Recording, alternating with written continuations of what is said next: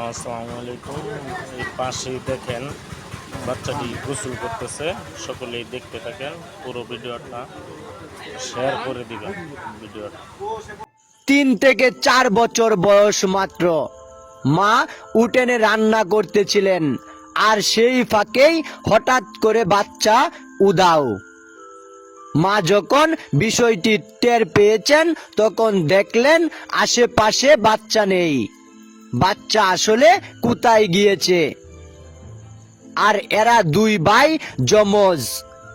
কিছুদিন আগেও এদেরকে নিয়ে একটি ঘটনা ঘটে গিয়েছিল, আর পরক্ষণেই এই ঘটনাটি সামনে আসলো। মায়ের চোখ ফাঁকি দিয়ে বাচ্চা দুটি চলে এসেছেন নদীতে। নিরিবিলি এলাকা, আশেপাশে কোনো লোক নেই, আর এরা দুইজন ভর দুপুরে সাঁতার কাটতেছেন মনের আনন্দে।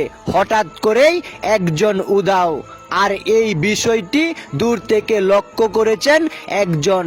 পরক্ষণেই ক্যামেরা ধরেছেন যে আসলে এরা দুজন এখানে কি করতে ব্যস্ত। আসলে বাচ্চাদেরকে পানি টানে বেশি। আপনার আশেপাশের বাচ্চাদের পানিতে দেখবেন সাঁতার কাটতেছে মনের আনন্দে, কিংবা মা যখন নদীতে নিয়ে যায় গোসল করাতে তখন দেখবেন তারা সাঁতার কাটতে ব্যস্ত। কিন্তু একা একা সাঁতার কাটাটা কতটা যুক্তিসঙ্গত? এরা কি আসলে ভয় পায় না?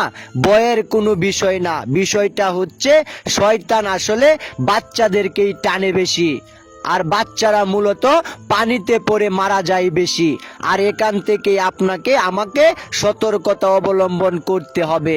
পরক্ষণেই দুই ভাই ব্যস্ত সময় পার করছেন, কিন্তু হাসি খুশিও যে কখনো কখনো কাল হয়ে যায়। মায়ের জন্যই ছেলের এই অবস্থা হতে পারে। মায়ের চোখকে ফাঁকি দিয়ে চলে যেতে পারে মৃত্যুর পথে। তাই আপনার বাচ্চাকে সতর্কতার সহিত চোখে চোখে রাখতে হবে। পরক্ষণেই একজন বাচ্চা উধাও হয়ে গিয়েছেন, আর মা পিছন পিছন আসতেছেন। কিন্তু বাচ্চাটা আসলে কোথায়? বাচ্চাটা হারিয়ে গিয়েছে, নদীতে ডুবে গিয়েছে। আর পরক্ষণে মা যখন আসলেন, বিষয়টা দূর থেকে আরেকজন লক্ষ্য করেছিলেন, আর সেই মূলত বাচ্চাটিকে উদ্ধার করেছে। আর এই বিষয়টি সেনসিটিভের জন্য দেখানো হচ্ছে না, কিন্তু বিষয়টা বাস্তব। এমনই এক ঘটনা ঘটে গিয়েছিল আমাদের গ্রামে, যেখানে দেখা গিয়েছিল দুজন ভাই ছিল, আর সেখান থেকে একজন পানিতে পড়ে গিয়েছিল। মা ব্যস্ত সময় পার করছেন খুঁজতে, কিন্তু সে যে এতক্ষণে পানিতে ডুবিয়ে গিয়েছে। তাই সতর্কতা অবলম্বন করুন।